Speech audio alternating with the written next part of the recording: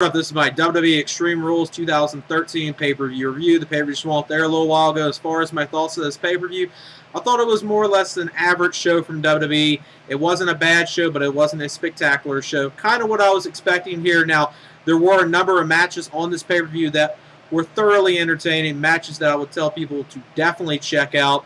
The stuff involving the Shield, them walking away with the gold with Dean Ambrose winning the U.S. title, and Rollins and Reigns winning the tag team titles. Those two matches were great. The main event with Brock Lesnar versus Triple H in a cage match was fairly good as well. Ryback and Cena I was expecting more from.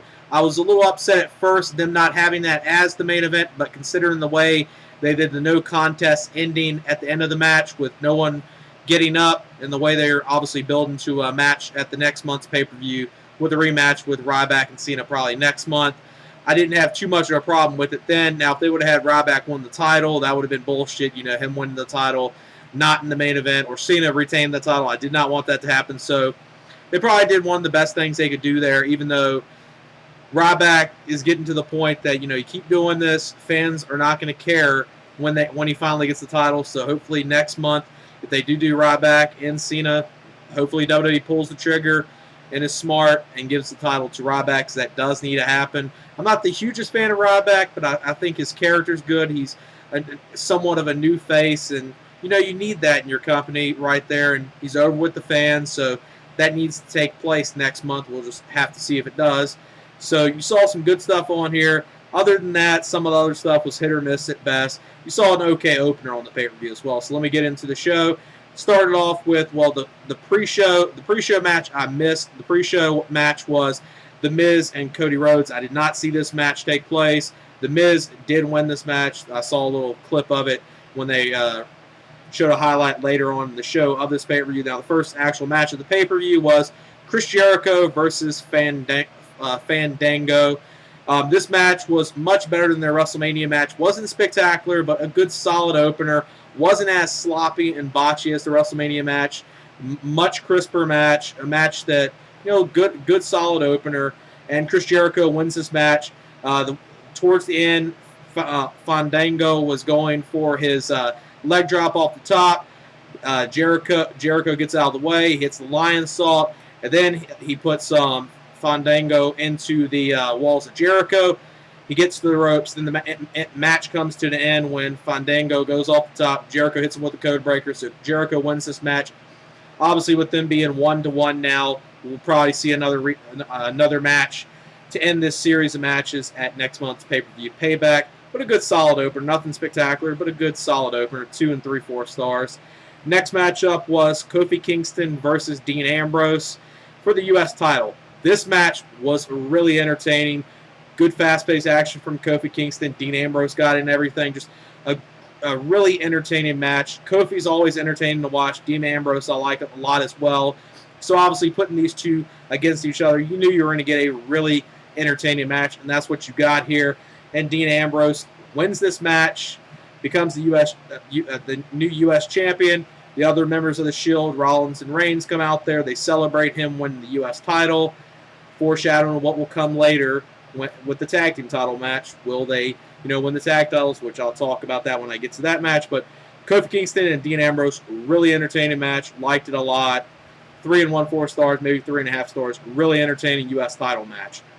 Then the next matchup was the probably worst match of the pay-per-view. This was Mark Henry versus Sheamus in the strap match. Now, the one thing I got to say about this, the ending actually was pretty good. That was the one thing, if you do see this match, that's one of the best things in the match is the actual ending of the match. I thought they pulled that off fairly good. But as far as the match, it was, watchable at best. You're not going to miss anything if you don't see it. But the ending was pretty good, I got to say. They did the thing with Sheamus. He hit 3 turnbuckles. He was about to go for the 4th. Mark Henry tried to catch him. He was trying to hit the World's Strongest Slam onto Sheamus. Sheamus reversed it, hit the bro kick, then finally hit the 4th turnbuckle to win the strap match. So the ending, I got to say, was booked very good. But as far as the match, I just couldn't get into it. I wasn't that into the match at all. But I did think the ending was pulled off fairly good. So with that, I'll probably give it, 2 stars, 2 1/4 stars. Then the next matchup was Jack Swagger versus Alberto Del Rio, and the number 1 contenders match in an I Quit match. This is obviously a number one contenders match because Dolph Ziggler is out on the sidelines right now due to a serious concussion he got 2 weeks ago, which I'm glad WWE is not trying to force him to compete in action right now. They're taking this as seriously as they can, and thankfully they're not stripping him of the title. And then you just did this. Hopefully by the time of June 16th, which is WWE's next pay-per-view, hopefully Dolph Ziggler will be fine to compete then. Now, the one thing this match, some people might say that the false finish type ending in here, if it would have ended that way, might have came off a little better than the actual ending. That's a little debatable, I would say, because I think it might have came off better if they would have did the heelish thing with Jack Swagger winning this match with the, Zeb Coulter throwing in the towel and making it look like Ricardo Rodriguez, threw the towel in and gave it. Alberto Del Rio gave up. I think that would have been good. Then you kind of could have played that off with SmackDown with Dolph Ziggler being out right now. Then maybe do what you probably wanted to do for this pay-per-view and have a triple threat between them, but they didn't do that. First, the match ends. It looks like Jack Swagger picks up. It looked like Jack Swagger is going to win the match. Del Rio and Jack Swagger are there, and Zeb Coulter's outside the ring. He grabs the towel when the ref's not looking from Ricardo Rodriguez, throws it in. So the ref obviously thinks that Ricardo Rodriguez threw the match, and Jack Swagger won. And another referee came out there, restarted the match, and then very quickly when the match gets restarted, Swagger gets a little offense, and then he gets locked. Then Alberto Del Rio locks in the cross arm breaker to win the match. So the number one contender is Alberto Del Rio. An okay match, not anything too special though. I would say about 2.5 stars. Then the next matchup was probably the match I enjoyed the most on the pay-per-view. This is the match of the night, at least in my opinion. This was Team Hell No versus the Shield. The Shield consisted of Seth Rollins and Roman Reigns for the WWE tag titles and the Texas Tornado type rules of a tag match. Really good match. Great action in here. This is a great tag match. I mean, other than the stuff the Shield's done in 6-man competition, this right here is probably one of the best tag team matches I've seen from WWE in I don't know how long. Just great stuff in here from everyone. Seth Rollins got in his stuff. Same thing with Roman Reigns. Kane and Daniel Bryan work great as a team like they always do. And just great stuff in here. And the end comes when Roman Reigns and Seth Rollins do a double tag team combo move. You saw Roman Reigns pretty much have him up in a torture rack position. Then you saw Rollins go off the top, hit Daniel Bryan, and then it goes down, and that's their combination move that they won with. And Roman Reigns and Seth Rollins, the Shield, they have the tag team gold, and the Shield has with Ambrose as the U.S. title. So after this match, you saw the members of the Shield come in there, celebrate the tag titles of their night with them winning the titles. So that was a really good night right there for the Shield, and probably the best thing on the pay-per-view was the Shield winning the gold. Great tag match. Recommend everyone to check it out. Really entertaining.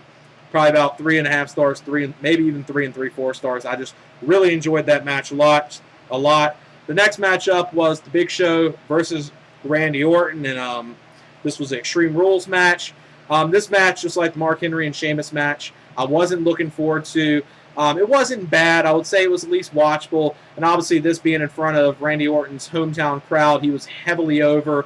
So at least that type of the crowd was really into this because of Randy Orton being the hometown boy. So that was at least good. The crowd was really into it for that reason. And it wasn't that bad of a match. It just wasn't anything too special. Orton ends up winning the match. He does hit the RKO. He does the DDT from the ropes to the mat to Big Show, and he ends up winning the match when he hasn't done this in a long time. He does the punt kick to win the match. Big Show's knocked out. Randy Orton wins this match. Crowd goes crazy because he won the match in front of his hometown. Decent match, watchable. I would say a decent match. It was at least watchable, nothing too bad. 2.5 stars, at least watchable. I would give it that. Then the next matchup was when I first saw this next match was going to be not the main event. I was a little upset at first. This was Ryback versus John Cena in the last man standing match for the WWE title. Obviously, I'm one of those people, especially with Dolph Ziggler not being able to compete, and there was not a world title match. you didn't have a title match main event in the pay-per-view, but the reason why it was at least understandable in this case why this wasn't the main event, considering the way they ended this match. Now, before the ending of the match, Ryback and Cena were having a fairly good match. Good back and forth action. Enjoyed it. It was going on, starting to get good. And then the end of the match comes when they're on the stage. You see John Cena pick up Ryback. He's trying to hit the attitude adjustment. Ryback gets out of it, picks John Cena up, and then slams him into the stage. The sparks start going off. The referee's running frantically back behind the stage. They show replays of this a number of times before they actually show the wrestlers laid out both backstage. The match ends in a no contest. Cena gets put out on a stretcher. The referees and paramedics help Ryback. They carry him out of there as well. So with this match obviously ending the way it did in a no contest, we'll be seeing these two most likely take on each other next month at WWE Payback, with possibly Ryback maybe winning the title. Then you would expect, if they want Ryback to become a big star at some point, they have to give him the title. I mean, I read something about a day or two ago, and I think someone, compared Ryback to someone perfect, very perfectly, and that was either from Bleacher Report or Yahoo Sports. Someone was comparing him to RVD because the reason why he was getting compared to RVD was because RVD had the moniker of Mr. Monday Night. Kind of the same thing, Ryback has. Ryback's very strong on Monday night, but doesn't follow through on pay-per-views. He always loses on the pay-per-view. So hopefully next month, maybe we'll see Ryback win the title. I think they need to pull the trigger and have it happen if WWE wants to make a star out of him. And he's the fans probably definitely want to see it happen. But as far as the match, even though it ended in no contest, the stuff before that I enjoyed. So I probably still give the match, even with the non-finish ending, I still probably give it 2 and 3, 4 stars, maybe a 3-star match. And then the main event was Brock Lesnar versus Triple H in a cage match. This was the last of their series matches. Who would walk out as the victor in their best of 3 series matches? With Lesnar and Triple H. Started off, Lesnar came out there, it's entrance music. Triple H started it quick, attacked him from behind, knocked Paul Heyman down, threw Brock Lesnar in the cage. Triple H started getting the offense. Then Lesnar, when he started getting the offense, he was going for the high knee to Triple H. Triple H moved out of the way. His knee hit the steel cage, and this played through the whole match. Brock Lesnar was selling that he popped his knee. Something's wrong with his knee. He played that injury off. Triple H worked over it a lot. So some good in-ring psychology, good selling from Brock Lesnar, because later on the match he did hit the F5 on Triple H. The first time Triple H kicked out. He attempted it the second time within the match, but because of the knee and selling of the injury with the knee, he wasn't able to hit it. He fell down. And then you saw them back and forth action. Then at the end, Lesnar finally does hit the F5 at the end to beat Triple H. So Lesnar wins this match with Triple H. This is the final match that we'll see between them two. Triple H probably be gone for a little while. Obviously, big win for Brock Lesnar right here, and a good cage match. I know some people will say they didn't go as hardcore as they should have. I know a lot of people will be like, well, it wasn't that brutal of a cage match, and there should have been blood. And I somewhat agree with fans that will be saying that, but it was still a good cage match, and good selling from Lesnar. I like that stuff with Triple H working over the knee, and I thought it was a good cage match. It wasn't a great cage match, but it was a good cage match. I'd probably give it 3 and 1/4 stars, 3.5-star match. A good main event, and the stuff with the Shield was good. I really enjoyed that. Great to see the Shield winning the tag titles and Dean Ambrose winning the U.S. title for the Shield as well. So that's great to see right there. As far as the overall pay-per-view, I give it probably about a 7 out of 10. Not a bad pay-per-view, not a great pay-per-view. Something I would tell people, check out certain matches of this pay-per-view. Check out Dean Ambrose and Kofi Kingston. Great match. Definitely check out the tag team title match with L&O and the Shield. Probably the best match on this pay-per-view. And then the main event with Lesnar and Triple H, since it's their finale, it's definitely worth checking out. And it was a good cage match, not a great cage match, but those 3 things right there, I would say, is worth at least checking that out. Like I said, 7 out of 10, not a bad show, just an average show from WWE. And that's it for my WWE Extreme Rules 2013 pay-per-view review. All right, peace.